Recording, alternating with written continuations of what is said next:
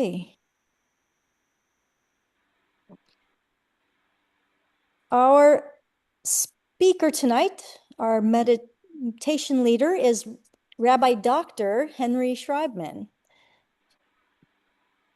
Rabbi Henry is a retired professor of religion and philosophy, previously taught at Dominican University and Sonoma State, where he helped start their Jewish studies program.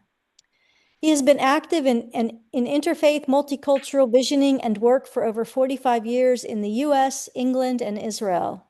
He earned a PhD, MPhil, and MA from Columbia University, New York, in comparative ancient religions and literatures. He is an ordained rabbi since 1981 from the Reconstructionist Rabbinical College in Philadelphia, Pennsylvania. In March 2013, he was listed among America's most inspiring rabbis by the Jewish Daily Forward. His publications include a Family Source of Life prayer book, an ethics and comparative religions reader, Primal Ethics, Modern Meaning, a Bible commentary, History and Mystery, Hebrew Bible Diving Without Drowning, and an Introduction to Latin Without Grammar, Latin for Love and Meaning. He brings wisdom, humor, and passion to his work. His enthusiasm for his chosen academics pursuits, rabbinic work, and student-centered approach is contagious.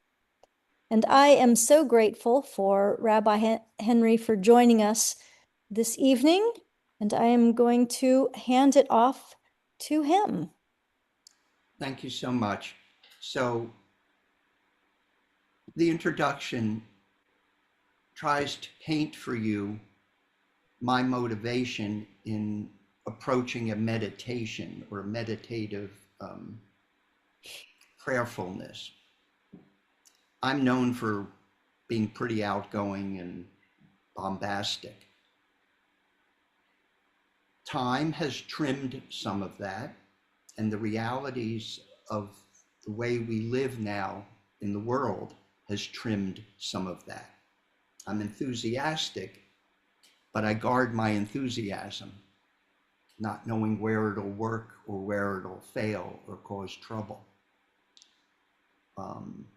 So when the past seems gray, when the present is opaque, when the future is blurred, when you and I develop, and we're all pretty much in the same cohort, more questions than answers, then the prayerful approach that I'm going to introduce tonight isn't new. It's about 5,000 years old, documented, which is Esa'enai el heharim me'ayin yavo ezri. When I look out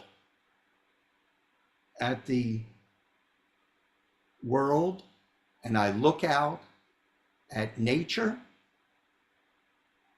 there I can renew myself. Is my screen sharing? Yes. Is my screen sharing?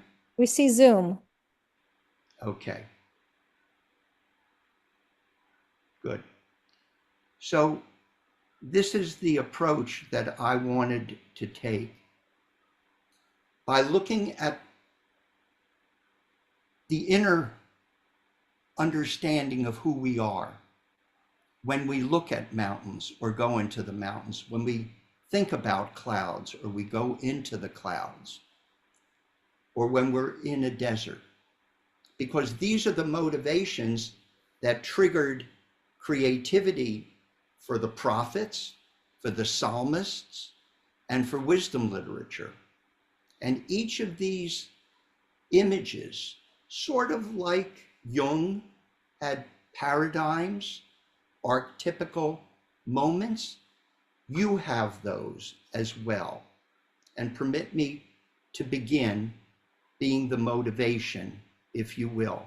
You can close your eyes or look into your prayerful mind, and I would like you to picture either mountain or mountainess or a mountain.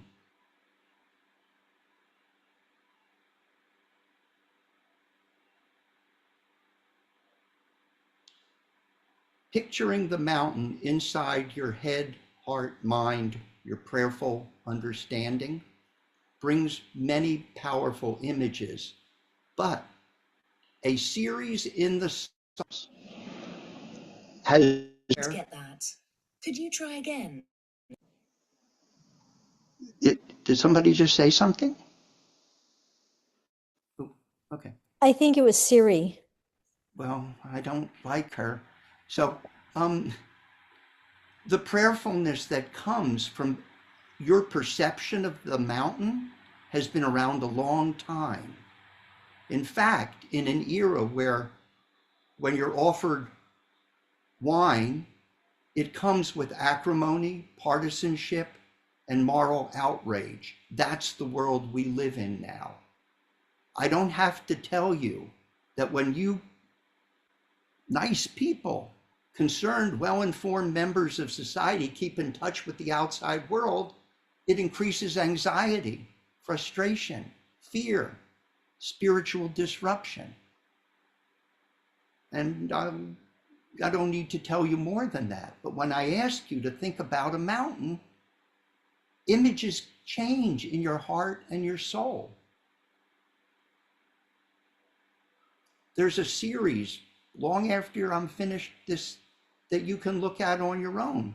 There's a whole series in the book of Psalms, the 150 of them, between 120 and 134, which is a contemplation of the power of the mountain, of the ascent, of being above. So what do I want us to do with every day when we want to retreat from this long list, a lack of mutual understanding, respect, a failure to be caring about the other, the rejection of random acts of kindness? Remember that when that was a post for people, that people had that on the back of their cars? Can you imagine that now? The rejection of diplomacy and civility. But then you look at this and you go back to your essential humanness as you approach the divine. Mountains are permanent by definition. Mountains distinguish themselves between the clouds above, the earth below. We even have a mountain that matters to us. And what's powerful about that particular mountain is also the lore that goes with it, that there's a lady in the mountain, a recumbent woman. So the image of the mountain, going back to the beginnings of the Hebrew Bible and back to Sumer and Akkad before that, Babylonia, is that the mountain is both a male and a female urge to be part of something permanent, that is lasting, that was there at the beginning of creation. But when life takes over, the mountain changes. And it reminds us of our ability to change. Just a prayerful visual. When the mountain confronts another one of these paradigms, the cloud. Very different set. Same mountain. And the clouds frame a different story. Sort of like you and I. There are times when you and I are more solid and predictable, and life is sometimes changing and ephemeral. We have both of those aspects in us because we're made in the image of God, supposedly. And a number of you very clearly said, you don't have a tradition.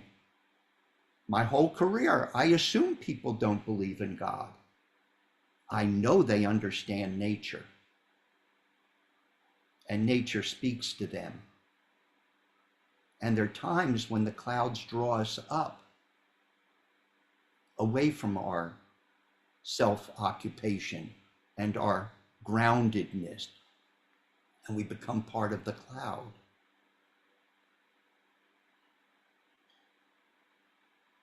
I can share this with you later, but the word rock in Hebrew is sur. And you're familiar, if you've ever watched cowboy movies, Rock of Ages, let our song, right? That's sur olamim, the rock of eternity, if you will. But rock in our lives is predictable, consistent, and ever present. That may be the sort of psychodynamic that attracts us to rocks.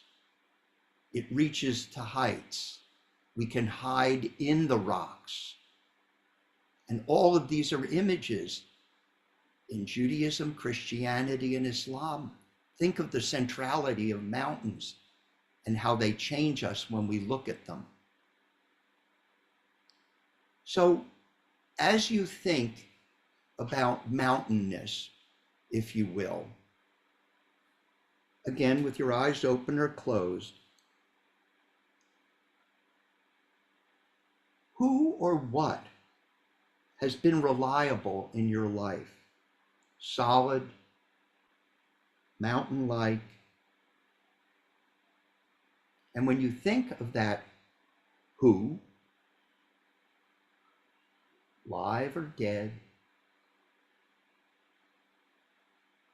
who offers you a refuge when you think about them, like a mountain, clear, solid, hopeful? Who gives you or gave you that sense of protection?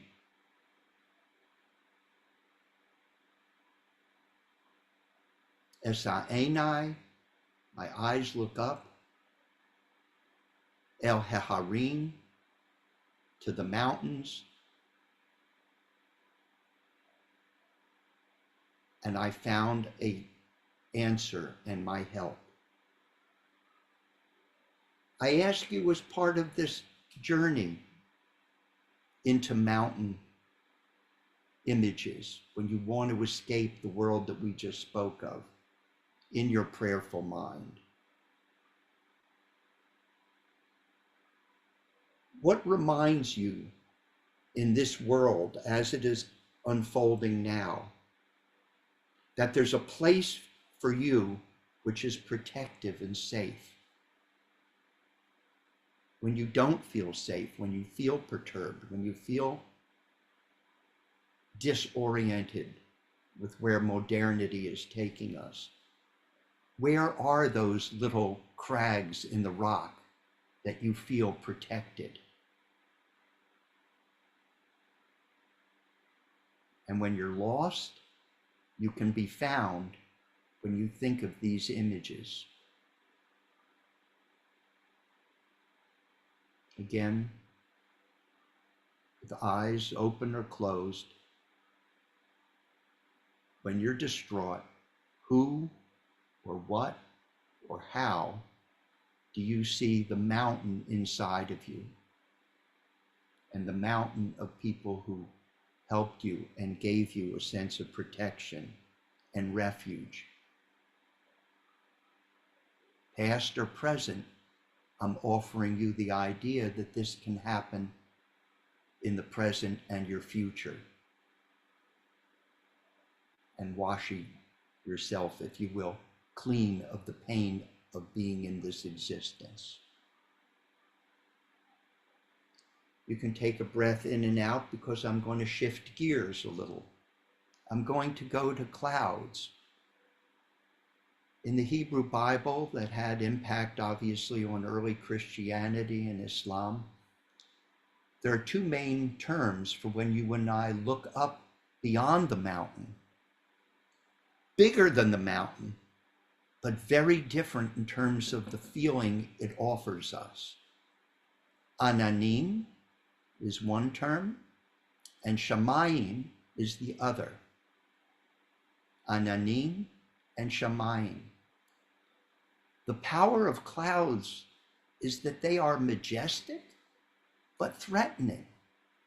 They're dreamy, and they are aspirational. They literally give us hope and spirit, but they're ever changing.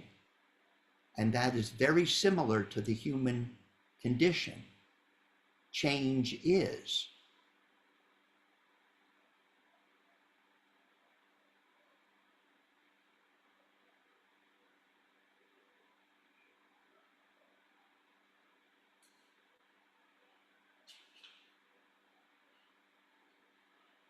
It's diverse, it's ever changing, it's different, and it reminds us that you and I are not static. And in a changing world, it reminds us that there is change, and we have no choice but to get along with it. The word shamayim is very powerful and ancient. Sham means there in English. Mayim means water. It's very primitive, water there. But when the prophets and the psalmists and wisdom literature looks at it, they have said for the last 4,000 years, not every cloud's promise is delivered. And this is a prayerful notion. Just as I asked you to think about the people who are solid and mountain-like in your life, and the situations where you felt protected by a person or a place, or again, a traveling feeling of mountainness. Shamayim, the heavens, are above us. There's a promise, but it's not always delivered. The other side, very powerfully, is again very easy to visualize. When does it look like there's a battle in the sky? Can you capture that? Again, eyes closed, eyes open in your prayerful understanding of the imagery that is so filled with challenge when you think about the clouds. It's very different than mountains. So it's not surprising that Sivaot is the clouds when they're multiplying. And a bad translation is the Lord of hosts. You've heard that in the Bible when you've read it. The Lord Adonai Tzivaot. And that's the word army, the armies of clouds that flow, which emphasizes the ever-changing, but those hopes and inspirations and aspirations are at risk sometimes in our lives. We look up to the clouds, just like we look up to the mountains, and they offer us hope and a vision. But I ask you, when you look at clouds, what kind of images do you get in your mind? I've given you some choices, but there are other types. What type of changes can you understand in yourself and in the world in which we live that the joy of cloudness is fleeting? Ask yourself, who has been open to change and comfortable with change in your experience in life? Who taught you that? That change is. It's not good, it's not bad, it just is. Doesn't stay the same. So who's the who that you can retreat to when you're down and out? Who has encouraged your fearlessness and your embrace of change? Who encouraged your sense of tireless wonder? What's going to happen to this cloud?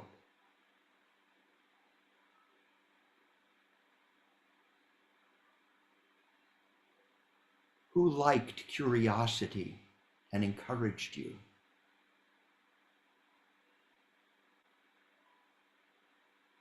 And like the changing clouds, doesn't always end well. So when have you experienced a fall from the top, ultimately to realize your own inner strength? Sometimes we don't understand our inner strengths until we take a fall from these heights. When have you experienced your own resilience? And that permits you to know that you will get through whatever is feeling dark or threatening. What has triggered when you were at the top? Your adaptability and your creativity. And who applauded that in you? Have you heard their message yet?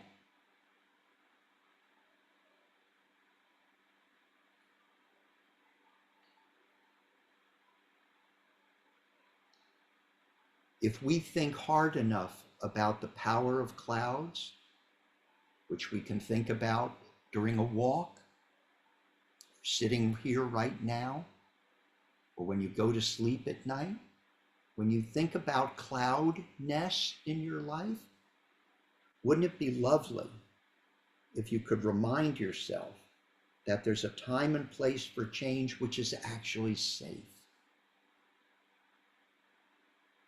That change is predictable, maybe the most predictable component. And sometimes lofty thoughts and lofty feelings morph and disappear. But those falls from the top sometimes actually, again, bring up your own inner strength.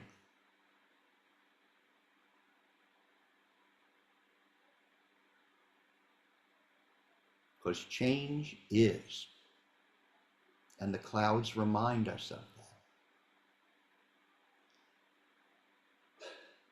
Clear yourself for the third component.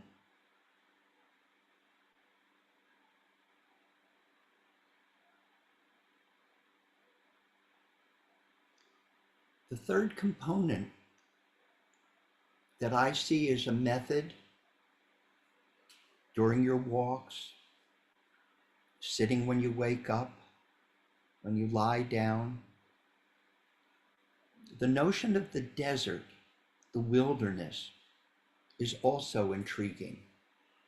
Again, it deals with the idea of changing. Yet the desert is blurred. You take pictures in the desert, sometimes they look crisp and sometimes they're blurred because of the heat waves. And you and I have that in us as well. Sometimes we're blurred and sometimes we're crisp. We have to be, if you will, in this part of the meditation, patient with ourselves. Because even when it's blurred, we can see our destination in the desert. And the mountains become the firmness, that blend of the firmness we began with, and then the trial, the tribulation of finding your way, even through the light. The danger in the desert is the light, not the darkness. And when we can see a mountain or a goal or remember a person who was that solid impression for us, we can navigate through the trial and tribulation of the desert. And it will become clearer where we are headed. And you can see the paths in the desert that people have followed for thousands of years as they navigated the desert. And then on another part of our lives, even the desert becomes clear and gives us direction, a path to follow.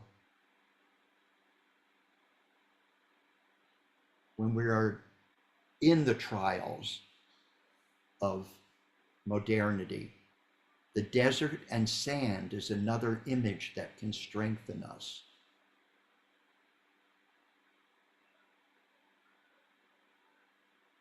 And having us look up with hope. Because sand and desert is at the foot of your mountain, right? As strong as you can feel sometimes, the changing sands. So it's not surprising that the Psalms and the Proverbs and the prophets see the nature of humanity when it wanders, when it searches, when we feel tested, when we're at risk. But all of that permits us to reimagine ourselves and solidify. It's not surprising that some people have on their desk a sandbox. You've seen those. I've never done that. But isn't that interesting that sand, when you draw in it, or sand when you change that, reminds you of your own solidity in an ever-changing environment.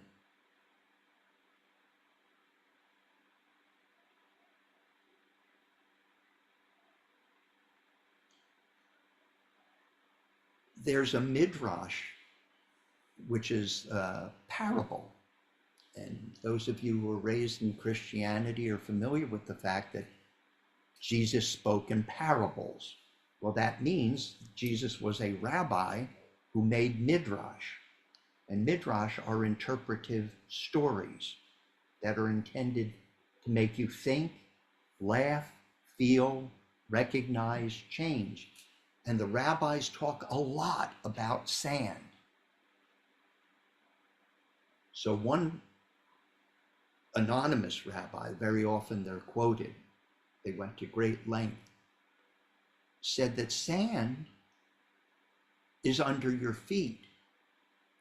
And there are times, Israel, people, that you feel that you're underfoot, like when the Persians came through, when the Greeks came through, when the Romans came through and dominated. They had you under their feet like sand. But remember that sand is indestructible. The columns of the Romans will be sand at some point. The paths and roads that even the greatest of the Greeks who conquered will be dust and sand at some point. And in the quiet of being alone, which sand invites us to be, you can be at a beach and you bury your hand in the sand and you're gone. Or bury your legs in the sand, you're part of Mother Earth. That's when you hear the still small voice. And that is all over prayer during Rosh Hashanah in Judaism. Sure, we blow a shofar.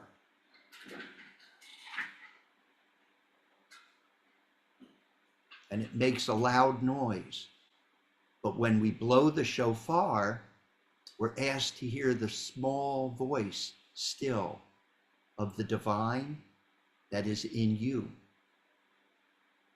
The still small voice. Think now, when are you excited about being alone? The desert is a lonely place, even when you're with a group. That's why it's very dangerous to take a group, because you wander. And you want to wander, and you get into the mode of wander. So know yourself a little. When are you excited about being alone? With eyes closed or eyes open in a prayerful state, when are you reluctant to be alone?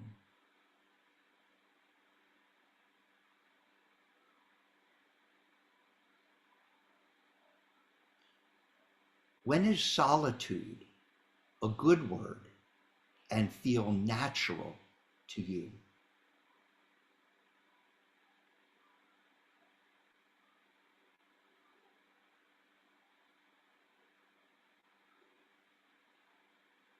When has solitude or loneliness helped evolve or remake you? These are some of the 3,000-year-old hiding places in Qumran, outside where the Dead Sea sect developed. Before it was a community, people would isolate in caves. So the awareness of loneliness, we've looked at mountainous, we've looked at the fleeting cloud aspiration above our heads, and now we're tied deeply to the earth and the loneness or solitude. These are some of the earliest attempts. These two are very early Nabatean Christian sites where they tried to transform the caveness but try to bring it into the sanctuary. But nothing beats the real thing. So when has solitude helped you to evolve or remake yourself? Is it late at night in a room? Is it early in the morning on a walk? Who in your life has reminded you that it's okay to be alone? Who in your life celebrated and you saw them celebrate the power of solitude and being alone to remake oneself? Who wasn't bombastic all the time and retreated into his or her own space and came out better for her?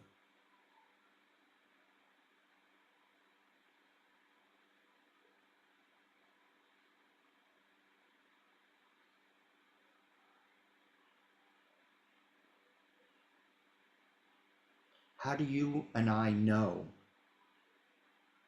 when to retreat?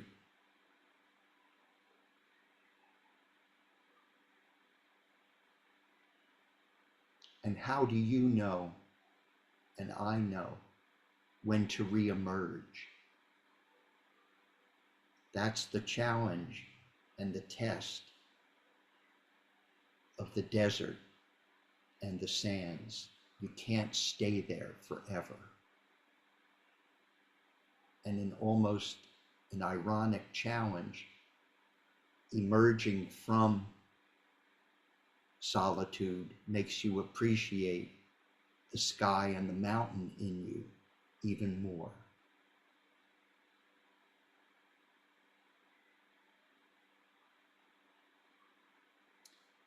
And in the book of Joshua, who desperately tried to live up to his mentor and be a Moses, he never was, but he got the job done. He said, day and night you should meditate upon them. Yomam valayla, day and night you should meditate upon them. There's a bit of the mountain in you, and there are people who've encouraged you to be solid and predictable. When you're watching this world go crazy, you and I know we need to retreat. And before we retreat, we fill our eyes with clouds and hopes and aspiration. And then we take that into our ownness, our oneness. Isn't that interesting, right? Alone is oneness. Some people are fearful of it, but the desert is an invitation to that. And I believe that those three components are the antidote to the trials and tribulations that we find ourselves in. And they're available night and day. Beep.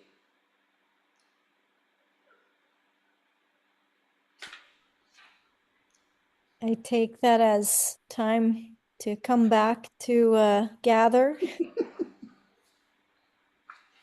Let me stop the recording.